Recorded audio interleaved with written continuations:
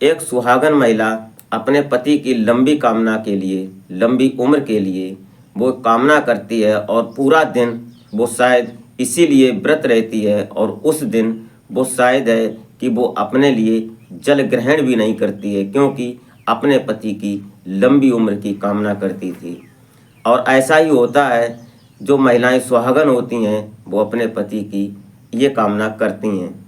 लेकिन एक महिला ऐसी होती है जिसकी अभी 6 महीने ही पहले शादी हुई थी, और वो महिला अपने पति की इस दुनिया से उठाने की कामना कर रही थी, इतनी मजबूर थी।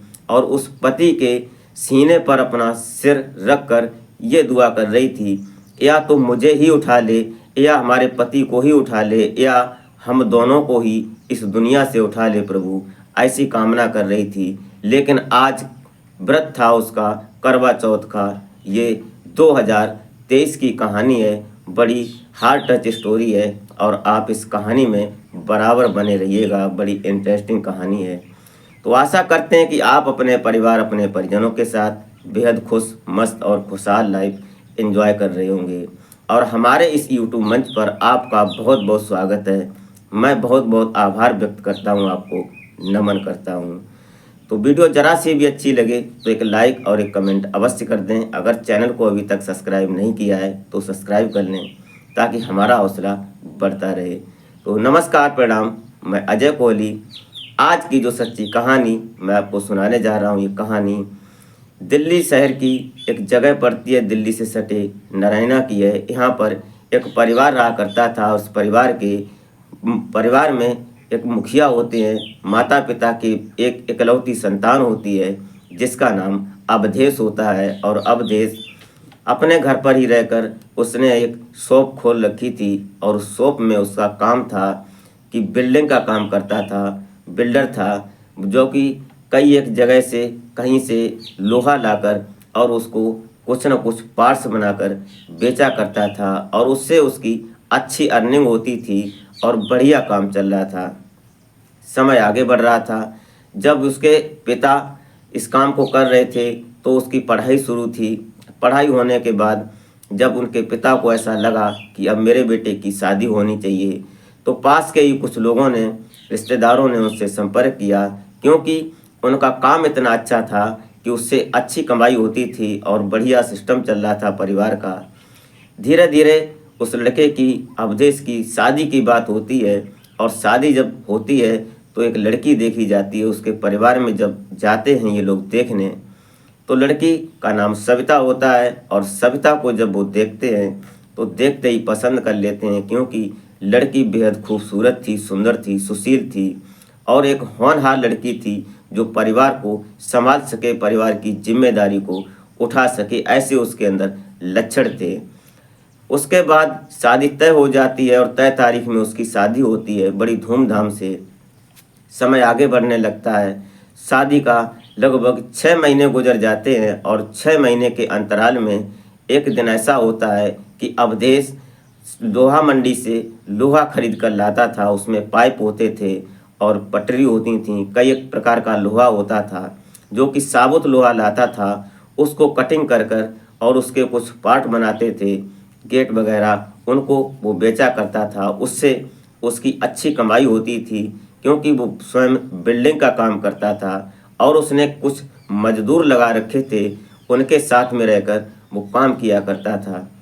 एक दिन ऐसा आता है कि वो दिन उसकी ज़िंदगी में एक अहम था, कि वो जाता है खुद और कुछ मजदूरों को लेकर जाता है। कुछ लोहा खरीदता है वहाँ से, और ख़रीद कर मंडी से जब आता है अपने दुकान पर, अपनी शॉप पर, तो एक रैकें बना रखी थीं जिनमें जो लोहा जहाँ सेट करना होता है वहाँ पर वो कर रहा था। मजदूर कर रहे थे, और उनके साथ में वो स्वयं भी काम कर रहा था। उसके अंदर ये अहम नहीं था कि मैं मालिक हूँ तो मैं काम नहीं करूँगा, सिर्फ लेबर करेगी, ऐसा उसका कतई विचार नहीं था। वो स्वयं भी लग जाता था काम करने के लिए। लेकिन एक रैक ऐसी थी जो कि कमज़ोर हो चुकी थी, उसमें जंग लग चुका था नीचे। उस पर जब लोहा लोड कर रहा था, तो जब लोहा लोड होता है तो उसके वजन से वो रैक हिल जाती है, और हिलने के कारण जो उसके नीचे के पैर थे वो टूट जाते हैं, क्योंकि जंग लग चुका था उनमें। जब वो टूट जाती है तो टूटने के बाद जो साथ में लड़के लेबर काम कर रहे थे वो भाग जाते हैं, निकल जाते हैं कैसे भी करके, लेकिन अवधेश वहाँ पर उस लोहे के बीच में दब जाता है और दबने की वजह से उसके शरीर में काफ़ी नुकसान हो जाता है। शरीर में कई एक जगह चोटें लग जाती हैं, गंभीर चोटें लगती हैं। उन लोगों ने फटाफट जल्दी करके जैसे भी करके उस लोहे को हटाया और अवधेश को जब बाहर निकाला तो अवधेश के हाथ पैर टूट चुके थे और खासकर उसके सिर में चोट लग गई थी और सिर में चोट लगने की वजह से बहुत बुरी तरह से वो शरीर से छत बिछत हो चुका था। आनन फानन में उसको हॉस्पिटल ले जाया जाता है।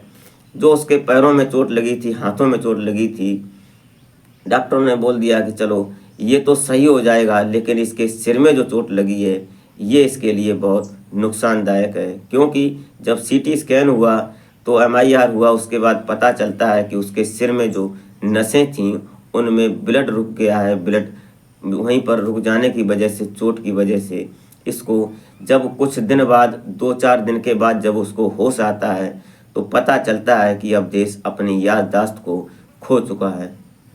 ऐसी स्थिति देखकर जो उसकी पत्नी थी सविता बड़ी आहत होती है और रोती है, क्या करे और क्या ना करे। उसके बाद इनके माता पिता जो होते हैं वो भी बेचारे रो रहे थे। अच्छा हिसाब था, पीछे से इन्होंने कमाई कर रखी थी, इनके पास पैसा था, लगभग 10 लाख रुपए उन्होंने इलाज में लगाए। समय आगे बढ़ता रहा, 1-2-3 महीने गुजर जाते हैं, लेकिन उसके बाद ये जब कभी कभी होश में आता है तो दर्द की वजह से चीखने लगता है। जब घंटे 2 घंटे तक उसको होश आता है तो चीखता है, उसके बाद जब सो जाता है तो 2-4 दिन तक सोता ही है, उसको होश नहीं रहता। वो वेंटिलेटर पे था हॉस्पिटल में। उसके बाद इन लोगों ने सरकारी हॉस्पिटल के लिए रिक्वेस्ट लगा रखी थी ताकि वहाँ पर रखा जाए, इसके लिए वेंटिलेटर की व्यवस्था करवाई, क्योंकि खर्चा बहुत हो चुका था।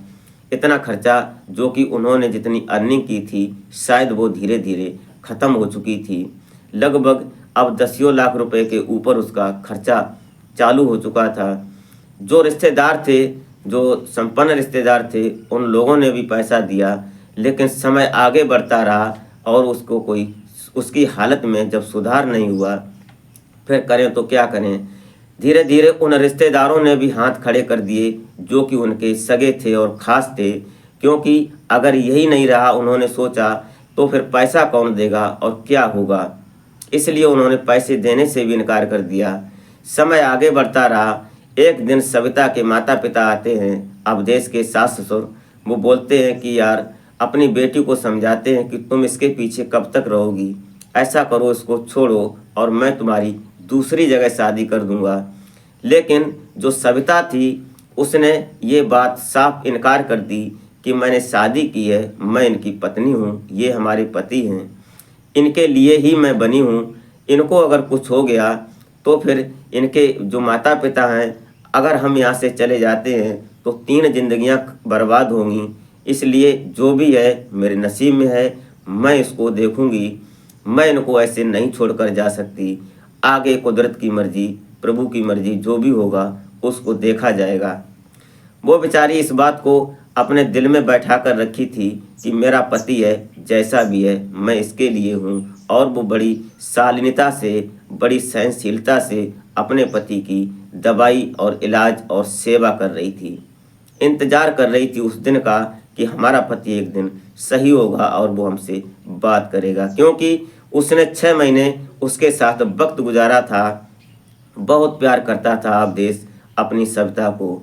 ये बातें उसके दिल में बैठी थीं, इसलिए सविता ने अपने माता पिता से ही इनकार कर दिया कि मैं दूसरी शादी कतई नहीं करूँगी, नहीं करूँगी।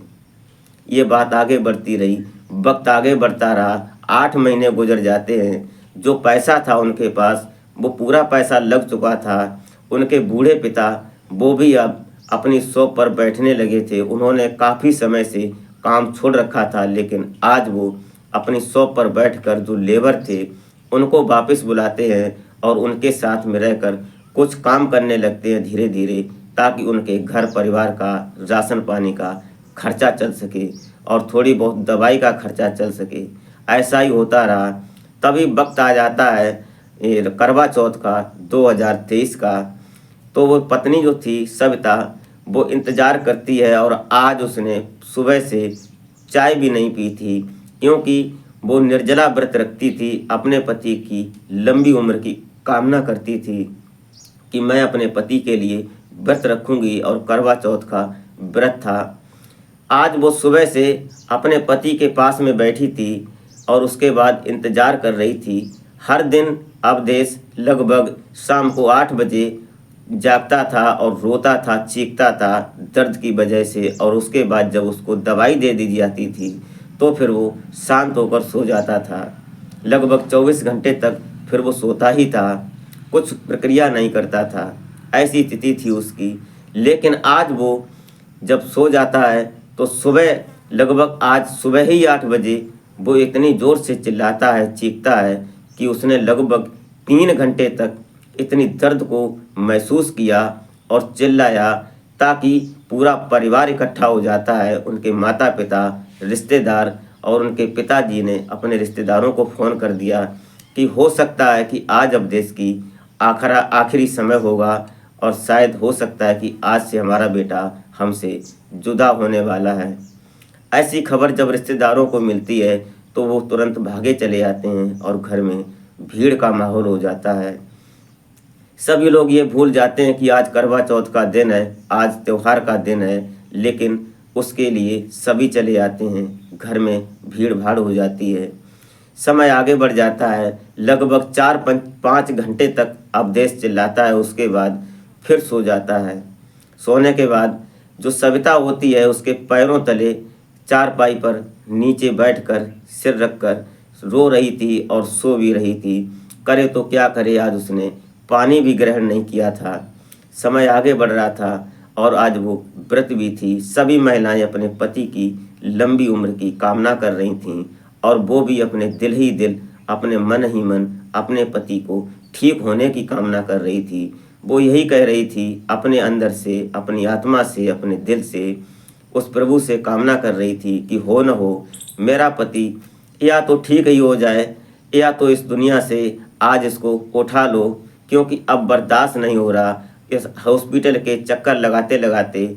उसके बाद या तो मुझे ही उठा लो, या तो हम दोनों को ही इस दुनिया से उठा लो, जो कि अब बर्दाश्त से बाहर हो चुका है। हॉस्पिटल से भी डिस्चार्ज हो चुका था वो, अब पैसा था नहीं तो घर पर ही उसकी जो थी सेवा वही कर रही थी। माता पिता भी लगे हुए थे बेचारे, करें तो क्या करें। समय आगे बढ़ रहा था, लगभग 8 बज जाते हैं रात के। उसकी माँ बोलती है कि बेटे तैयार हो जाओ, पूजा होने का टाइम हो रहा है। तो सविता हाँ हूँ में सिर हिलाती थी, लेकिन उनसे कुछ जवाब नहीं दे पा रही थी। 8:30 बज जाते हैं, चांद उग जाता है उधर। सभी महिलाएं अपनी अपनी छतों पर पूजा करने के लिए तैयार हो जाती हैं, अपना दीपक लेकर, और जो उनका पूजा का सामान था वो लेकर छत पर चढ़ जाती हैं। लेकिन सविता अपना सिर रखकर अवधेश के सीने पर रो रही थी और सो रही थी, वहीं पर बेसुध सी पड़ी थी। अचानक लगभग जब चांद निकल आता है तो अवधेश की माँ बोलती है कि बेटी अब तो पूजा कर लो, क्योंकि अब टाइम हो गया है, चांद उग चुका है। लेकिन सविता बोलती है कि माँ मैं अब कुछ नहीं करूँगी, न पूजा करूँगी, न मैं कुछ खाऊँगी। अब या तो ये हैं या हम हैं, या हम दोनों ही हैं या हम दोनों ही नहीं हैं।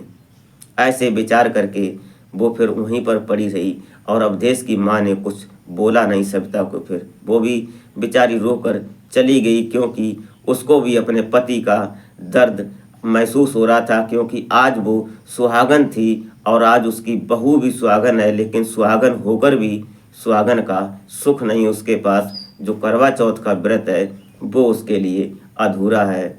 ये स्थिति देखकर जब माँ चली जाती है तब तक लगभग 10 बज जाते हैं रात के, और अवधेश अचानक उठता है और उठकर आंखें खोलता है तो देखता है कि जो सविता है उसके सीने पर सिर रखकर सोई पड़ी है।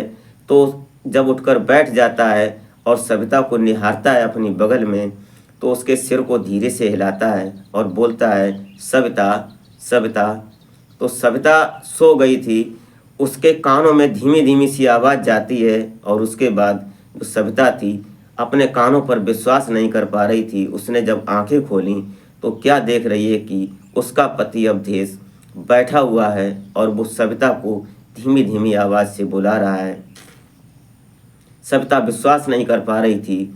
उसके बाद जब देखती है और अपने आप पर ये सोचने लगी क्या मैं सपना देख रही हूँ या रियल है। ऐसा करके अवधेश उसको बोलता है कि तुमको क्या हुआ है, क्यों तुम ऐसे रो रही हो, क्या बात है। इतना सुनते ही सविता उसके सीने से लिपट कर रोने लगती है और पास में उसकी माँ सोई थी वो भी उठकर जब देखती है तो माँ को एकदम ऐसा लगता है कि शायद मेरा बेटा अब इस दुनिया से जा चुका है, ऐसी उसके अंदर भावना हुई। लेकिन जब उठकर देखती है तो उसका बेटा चारपाई पर बैठा हुआ है। तो सविता जब उसके सीने से लिपटी है और पास में ही माँ उसके सीने से लिपटती है और रोने लगती है, तभी उनके पिता आ जाते हैं। वो भी उसको लिपट कर रोने लगते हैं। जो कुछ खास रिश्तेदार थे उस दिन घर में वो भी इंतज़ार कर रहे थे। उन्होंने भी सोचा कि शायद अवधेश अब इस दुनिया से जा चुका है। लेकिन जब सामने का मंजर देखते हैं तो कोई विश्वास नहीं कर पा रहा था, क्योंकि उसने उससे पहले डॉक्टरों ने बता दिया था कि इसको याददाश्त अब वापस नहीं आएगी। और आज वो नाम लेकर बुला रहा था कि चाचा आप या ताऊ जी आप या जो भी रिश्तेदार थे। अपनी माँ को बोलता है माँ तुम क्यों लोग परेशान हो। फिर वो जब अपने आप को देखता है कि मैं चारपाई पर हूँ और मैं किस स्थिति में हूँ तो वो सोचने लगता है कि शायद मुझे कुछ हुआ है, क्योंकि 9 महीने तक वो अपनी याददाश्त को छोड़ चुका था। उसको ये पता नहीं था कि मेरे साथ क्या हुआ है। जब उसने आज अपनी आंखें खोली 9 महीने के बाद, जब उसने ये देखा कि शायद मुझे ही कुछ हुआ था, ऐसी स्थिति को देखकर सभी लोग गमगीन हो जाते हैं। लगभग 2-3 महीने तक उसका और इलाज चलता है सामान्य होने में और आज अवधेश अपनी लाइफ को बड़ी अच्छी तरह से देख रहा है। ऐसी सुहागन महिला को मैं कई बार नमन करता हूँ।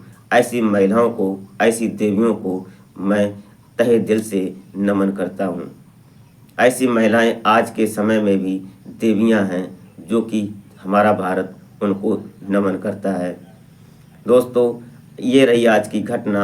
आपको ज़रा सी भी अच्छी लगी हो तो एक लाइक और एक कमेंट अवश्य कर दें और लाइक करने के बाद कमेंट में अपनी राय अवश्य रखें।